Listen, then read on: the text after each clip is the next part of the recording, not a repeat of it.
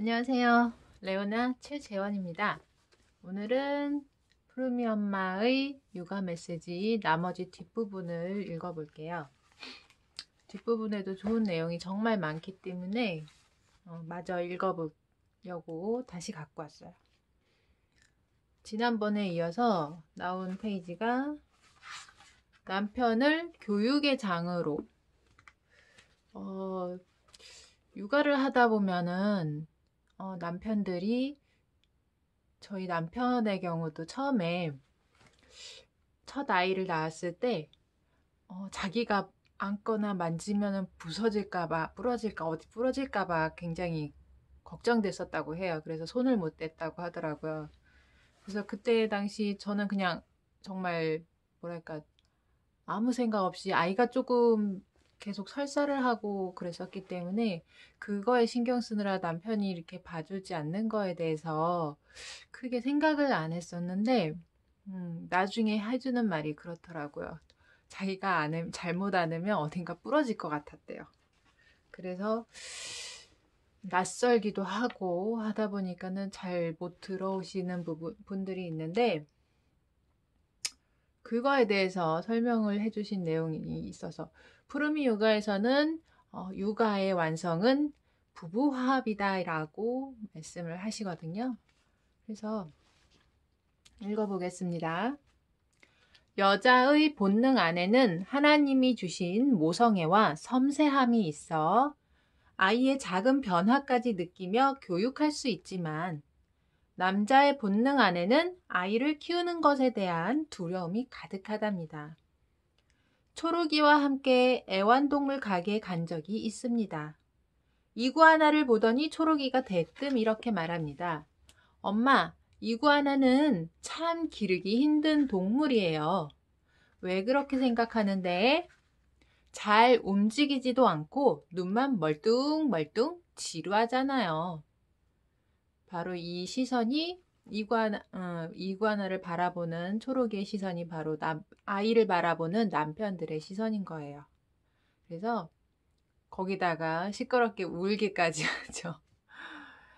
남편이 교육의 장에 들어오지 못하는 이유 중 하나는 하루하루 커가는 아이의 변화를 느낄 수 없기 때문입니다. 저는 회사에서 남편이 퇴근하고 돌아오면 푸르미의 작은 변화 하나라도 일일이 이야기해 주었습니다. 자기야, 오늘은 푸르미가 뒤집었어. 자기야, 오늘은 푸르미가 소리내어 웃었어. 자기야, 오늘은 푸르미가 앉았어. 자기야, 오늘은 푸르미가 걸었어. 자기야, 오늘은 그림책에 나오는 호랑이를 손으로 짚었어. 남편은 아이의 변화를 느끼기 시작하면서 열심히 교과서를 보며 끊임없이 배워나갔습니다. 우리는 책을 보고 나면 언제나 대화를 나누었지요. 연애할 때 사랑의 속삭임보다도 더 즐겁고 행복한 시간이었습니다. 남편이 교육의 장에 들어오기 좋은 시기는 결과가 눈으로 직접 보일 때입니다. 아이가 종알종알 말을 잘 한다든지 한글을 떼고 혼자서 책을 줄줄 읽는다든지 하면 아무리 무심한 남편이라도 교육에 관심을 갖게 됩니다. 그래서 결과가 보이기 전에는 남편을 교육의 장으로 억지로 끌어들이지 않는 것이 좋습니다. 남자는 강요하면 멀리 달아나려는 본능을 가졌거든요. 하지만 자기를 칭찬해주고 인정해주는 사람에게는 다시 빠른 속도로 되돌아오는 고무줄 같은 본능도 가지고 있습니다. 저는 남편에게 이런 말을 자주 합니다. 우리 집안에는 똑똑한 사람이 없는데 푸르미는 당신 닮아서 저렇게 똑똑한가 봐. 자식이 자기를 닮아 무척 똑똑하다는데 싫어하는 남편은 아마 없을 것입니다. 교육은 아이를 통해 부부가 함께 한 곳을 바라볼 때라야 비로소 가장 행복한 교육이 된답니다. 남편을 억지로 설득한다고 교육의 장에 들어오는 것은 아닙니다. 설득은 제일 먼저 설득력을 잃기 때문이지요. 남편이 교육의 장에 들어오지 않는다고 슬퍼할 일도 아닙니다. 교육은 엄마의 손 안에서 80% 이상 완성되니까요. 여기를 다시 한번 읽어봐야 될 것 같아요. 결과가 보이기 전에는 남편을 교육의 장으로 억지로 끌어들이지 않는 것이 좋습니다. 남자는 강요하면 멀리 달아나려는 본능을 가졌거든요.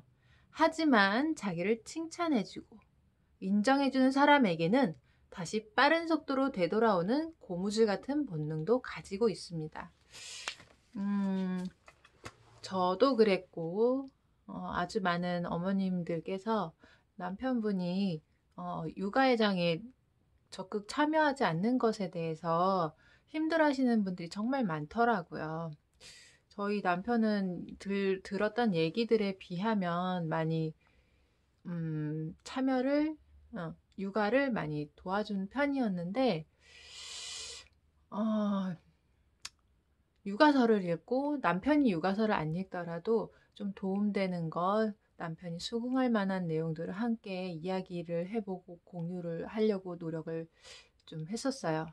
그리고 저는 뭐랄까 돈만 힘든 그 스트레스 많이 받는 그 직장에서 하루 종일 스트레스 받아가면서 가족을 먹여 살리기 위해 최선을 다해서 그 돈을 벌어오는 그것만으로도 정말 감사하다고 생각한 날이 있었기 때문에 그래서 굳이 강요까지는 안 하고 가급적이면 알았으면 좋겠다 싶은 거는 적어서 벽에다가 붙여보기도 하고 그리고 처음에는 제가 남편 칭찬이나 인정을 좀 잘 못했어요. 저도 그 인정 욕구나 칭찬 욕구를 채우지 못했던 사람이었기 때문에 부족했던 사람이었기 때문에 사람이기 때문에 남편을 칭찬하는 거 그리고 잘한 걸 인정해 주는 게 그렇게 쉽지는 않더라고요. 맨날 이쁘다 이쁘다 지금. 근데 어느 날부턴가 제가 작년인가 재작년부턴가 좀 더 적극적으로 표현을 했었던 것 같아요. 정말 당신 그런 것도 할 줄 알아? 대단하네 이러면서 그렇게 칭찬을 해주고 했던 부분들이 뭐랄까 남편이 아이들한테 조금 적극적이기까지는 아니어도 스트레스 많이 받고 힘들게 일하고 오잖아요. 그러니까 몸이 지쳐 있는 상태에서 어떻게 그 아이들하고 놀아주고 관심을 가져주기가 쉽겠어요. 그래도 어떻게든 일찍 돌아와서 자기가 잘하는 것에서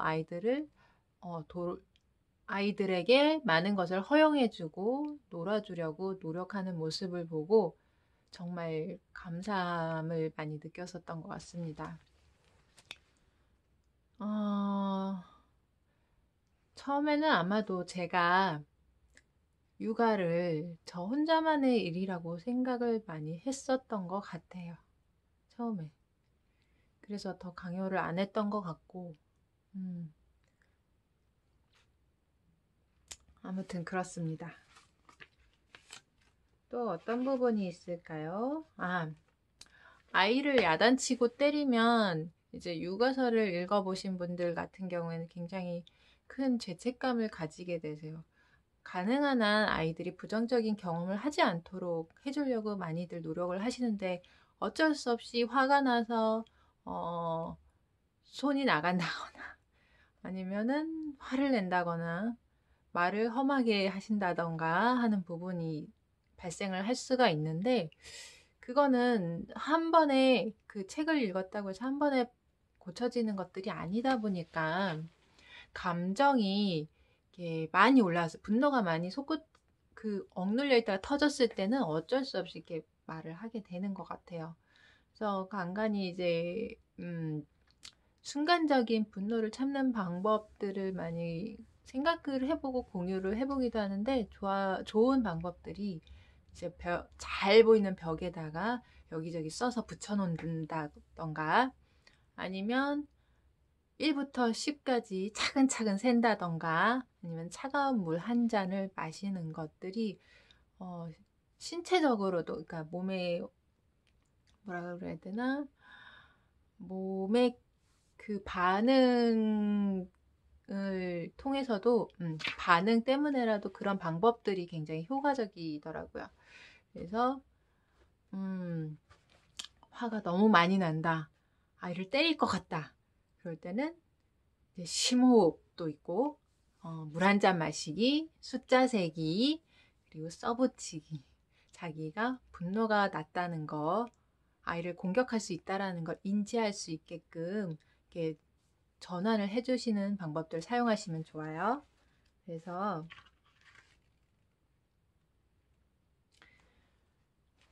푸름 어머님도 푸름이를 키우면서 아이를 때렸던 적이 있으시다고 해요. 읽어볼게요. 아이를 키우다 보면 아무리 천사 같은 엄마라도 야단을 치게 되고 가끔은 매를 들 때가 있습니다. 야단과 매를 심하게 맞고 자란 아이들은 모든 일에 부정적이며 자신감과 집중력도 떨어지고 눈빛 또한 불만으로 가득 차 있지요.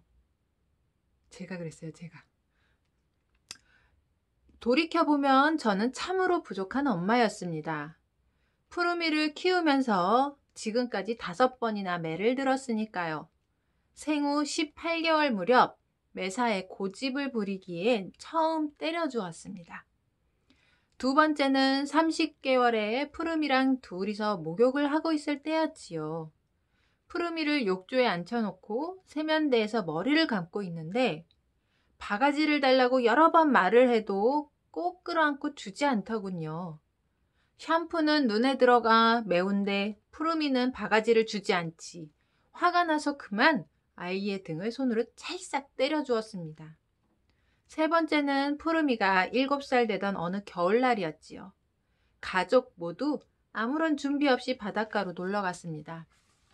하얗게 부서지는 파도의 경이로움을 마음껏 즐기고 있는데 어느새 푸르미가 파도 가까이 다가갔습니다. 푸르마, 빨리 나와, 옷 젖어 하는 순간 파도를 홀딱 뒤집어 쓰고 말았지요. 엄마가 뭐라고 그랬어? 가까이 가지 말라고 했지? 야단을 치면 칠수록 화가 나서 한 대 때려주었습니다. 늘 칭찬으로 키워야 한다는 사실을 알면서도 말이지요. 때렸을 때 그리고 야단쳤을 때 엄마로서 노력했던 점은 푸르미 마음에 미움의 감정이 싹트지 않도록 후회할 기회를 주는 것이었습니다.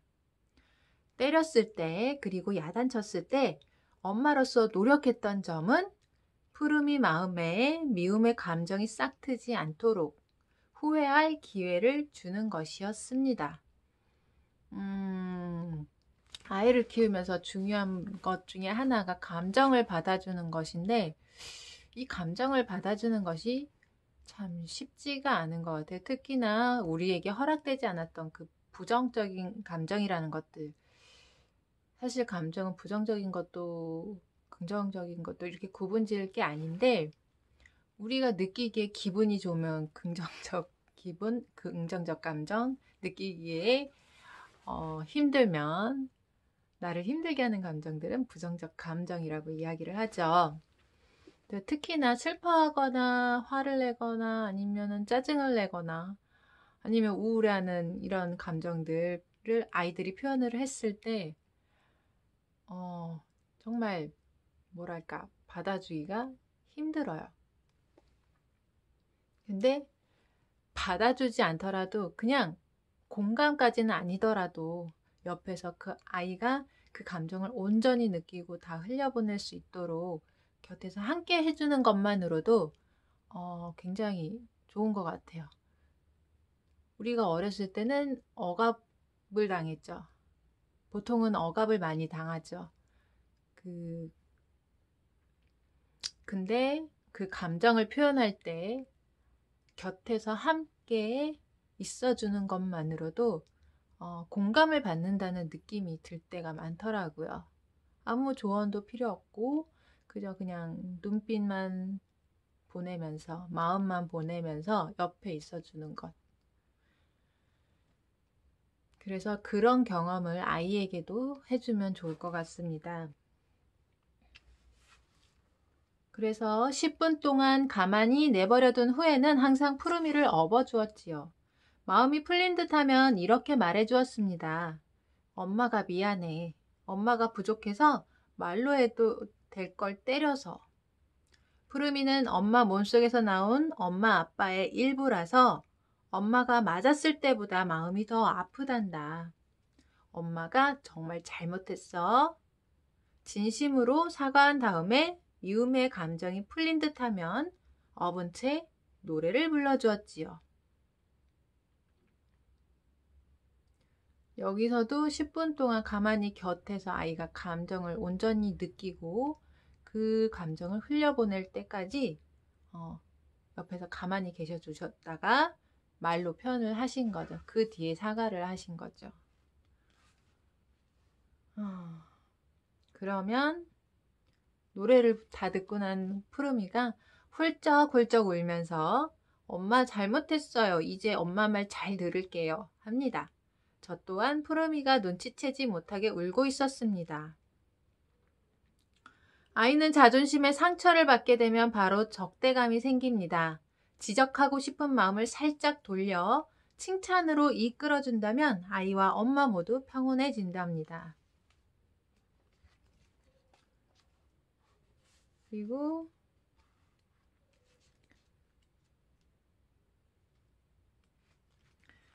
아이한테 책을 주는 과정에 대해서 나오는데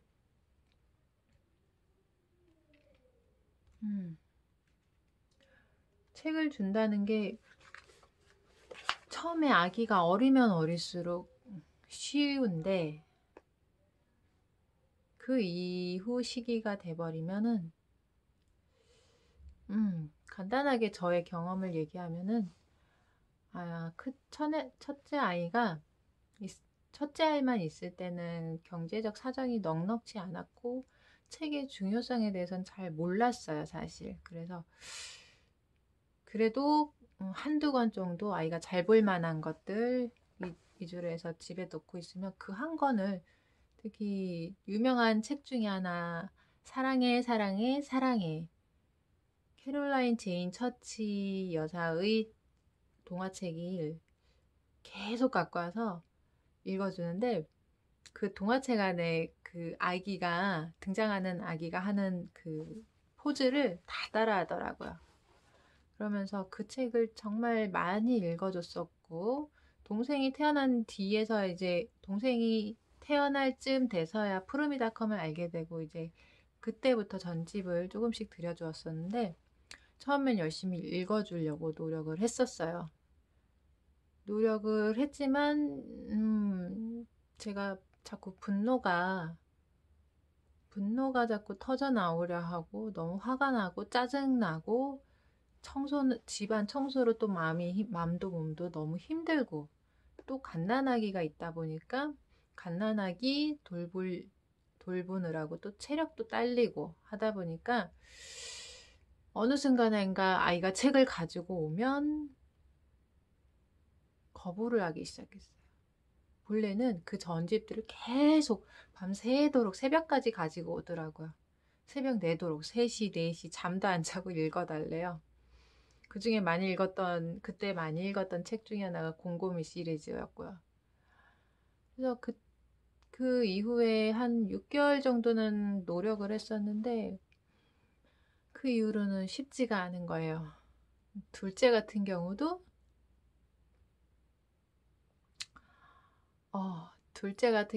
어릴 때, 갓난아기 때는 아니었는데, 나중에 영어 동화책, 그렇게 갖고 왔어요. 푸르미 마더고스, 투피와 비누 시리즈. 그 두 가지를 정말 많이 갖고 와서 읽었었는데, 그 다음 단계로 넘어가는 데 대해서 제가 잘 모르고, 또 몸도 마음도 힘들다는 이유로 제대로 주지를 못하다 보니까 아이들이 점점 책에서 멀어지게 되더라고요. 어릴 때 조금씩 접해주면은 그 책의 바다에 들어가기가 정말 쉬운 것 같아요. 수월한 것 같아요. 근데 이 시기를 놓치고 나니까 힘들더라고요.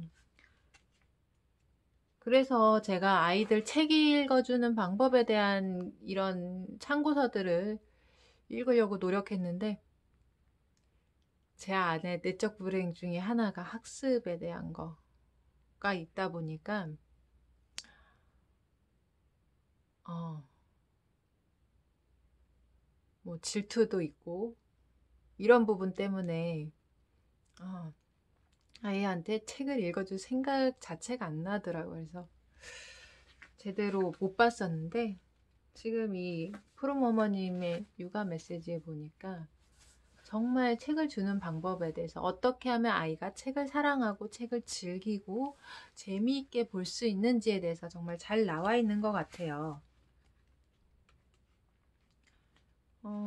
그래서 조금 읽어보자면은,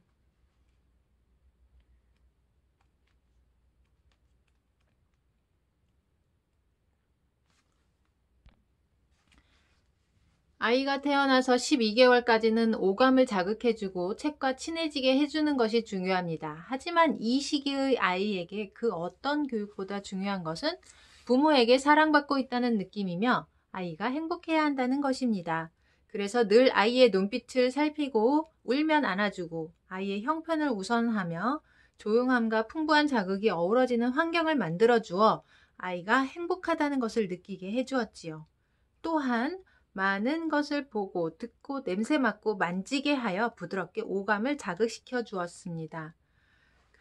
이 부분에 대해서 조금 참고할 만한 책 중에 하나가 구보타 기소라는 일본의 할머니가 쓴 책이에요. 사파와 함께 아이의 오감을 자극해주는 방법들이 쓰여져 있는 책인데, 궁금하신 분들은 아이한테 좀 더 다양한 자극을 어떻게 줘야 되는지 궁금하신 분들은 구부타 기수 한번 검색해 보시면 좋을 것 같아요. 그리고 아이들을 키우며 이 시기에 가장 염두에 두었던 점은 첫째, 많이 보여주는 것이었습니다. 집안에 모비를 달아 움직이는 모습을 볼 수 있게 해주었고 아이를 안고 냉장고, 시계, 책장, 선풍기, 화분, 움직이는 장난감 등 여러 가지 사물을 보여주었습니다. 단, 아이가 무서워하면 그만두었지요. 엄마 아빠의 밝고 풍부한 표정, 다양한 색깔 옷 등도 보고 느낄 수 있게 애썼답니다. 호기심을 채워주는 것은 새로운 것을 받아들이는 힘이 됩니다. 많이 본 아이일수록 새로운 사물에 대한 호기심이 강하며 보여주면 보여줄수록 아이는 더 많은 것을 보고 싶어 하니까요. 동영상이 이런 욕구를 자극해서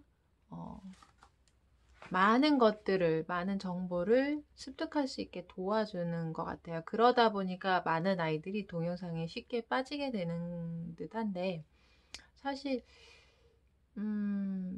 너무 습관적으로 보여주지만 않는다면 그러니까 돌 전후 두 돌 때까지는 그렇게 동영상에 크게 관심을 안 보였었어요. 저희 둘째가 그랬거든요. 첫째 같은 경우에도 그랬고,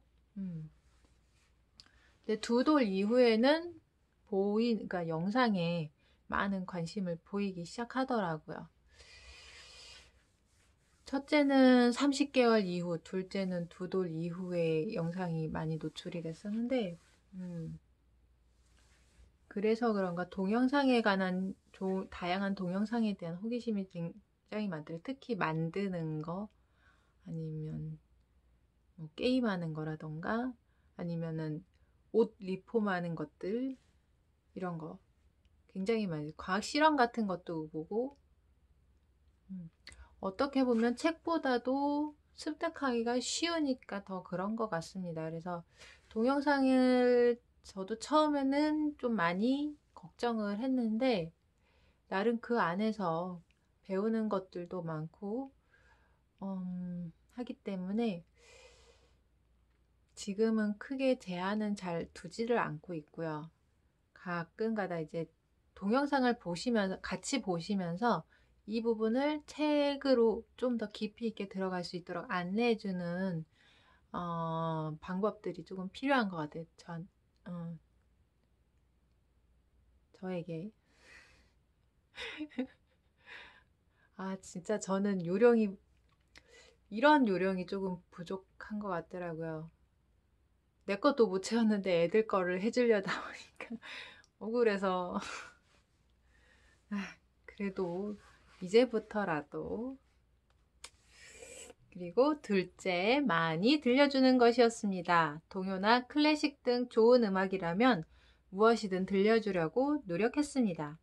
부드러운 목소리로 예쁜 동요들도 불러주었고,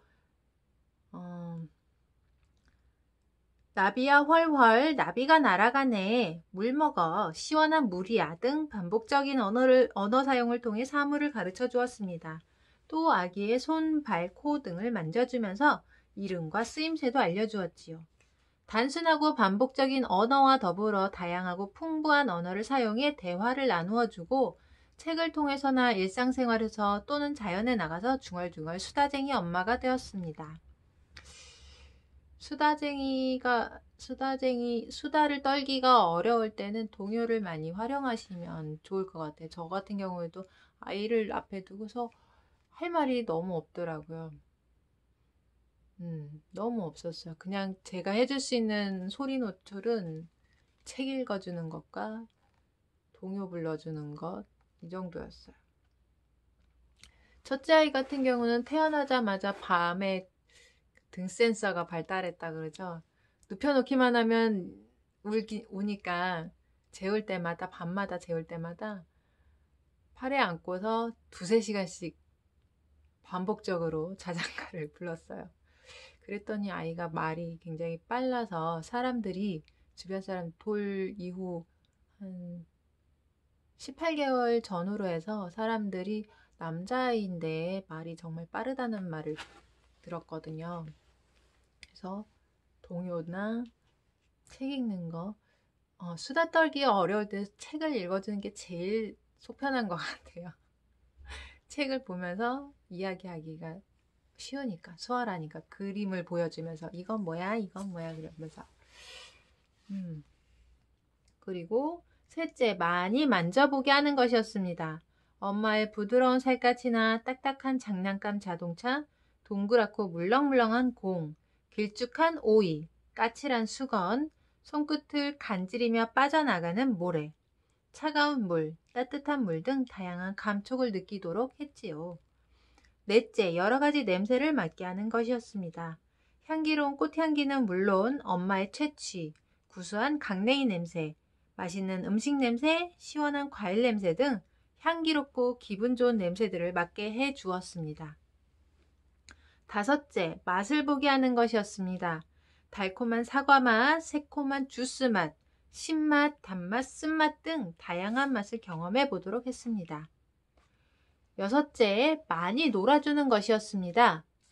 푸르미가 생후 3개월 정도 되었을 때 묶어놓은 풍선을 흔들어 보여주고 딸랑이를 흔들어주자 아주 좋아하더군요. 엄마인 제 얼굴도 좋은 놀잇감이 되었습니다. 혓바닥을 쑥 내밀었다 들여넣거나 부풀린 볼에 아이 손을 가져다 대어 쏙 눌러주기도 했지요. 6개월부터는 까꿍놀이, 도리도리, 짝짝꿍, 곤지곤지 등을 하며 놀아주었습니다. 냄비 뚜껑 등도 돌려주었는데 어찌나 뚫어지게 쳐다보는지 아이의 집중력을 키우는 데 도움이 될 정도였으니까요. 이렇게 신나고 재미있게 아이와 함께 놀 수 있는 놀이를 늘 생각했습니다.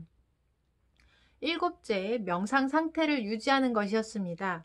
아이의 얼굴을 유심히 살펴보면 불그락 푸르락 시시각각으로 변합니다. 그러다가 꿈꾸듯 먼 곳을 쳐다보며 고요하고 평온한 명상 상태에 들어가는데 무척 사랑스럽고 평화롭습니다.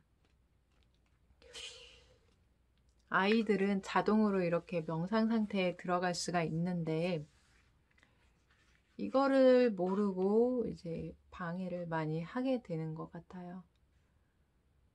어른이 돼서 억지로 명상을 하려면 조금 힘들잖아요. 근데 우리는 원래 명상을 할 수 있는데 방해를 받았을 뿐이라는 거. 그래서 잊고 살아왔다는 것뿐. 조금 아쉽습니다.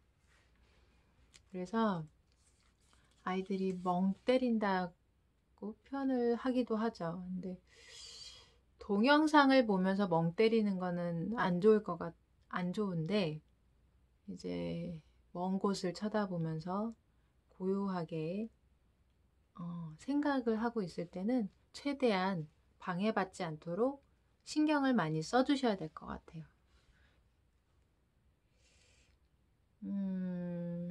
푸르미 어머님이 그러셨나? 다른 분이 그러셨나? 하은맘님이 그러셨나? 아이가 그렇게 몰입하거나 명상에 들어갈 때는, 멍 때릴 때는 방해받지 않도록 이제 청소기도 안 돌렸다고, 발소리도 안 나게 조심스럽게, 그렇게 아이가 방해받지 않도록 노력하셨다고 들었던 것 같아요.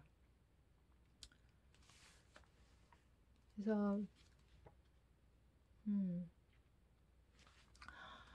지금 제가 유튜브 영상을 찍으면서 읽었던 뭐 웨인 다이어님 책이나 프로무 아빠님의 책들을 보면은 아이들의 성장 발달에 따른 그 논리적인 이해를 돕는, 우리들이 논리적으로 이해할 수 있도록 돕는 그런 내용들이었다면, 이 책은 프로무 어머님이 경험을 통해서, 물론 프롬 어머님도 수많은 육아서를 읽으셨다고 합니다.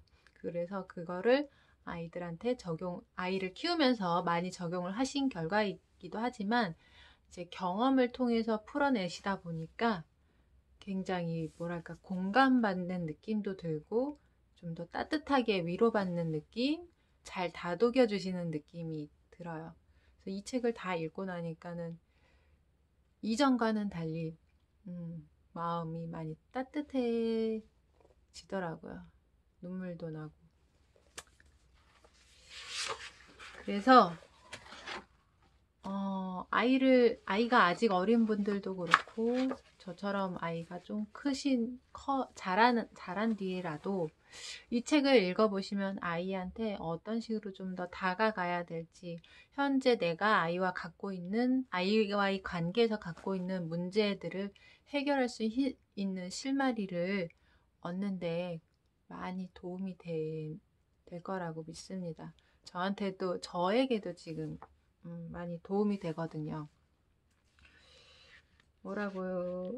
무엇보다도 공감하는 것, 그리고 아이들에게 좋은 삶의 안내자가 될 수 있는, 삶의 안내자가 될 수 있는 엄마가 되도록 도와주는 책입니다. 그래서 한번 끝까지 다 읽어보세요. 오늘도 시청해주셔서 감사합니다.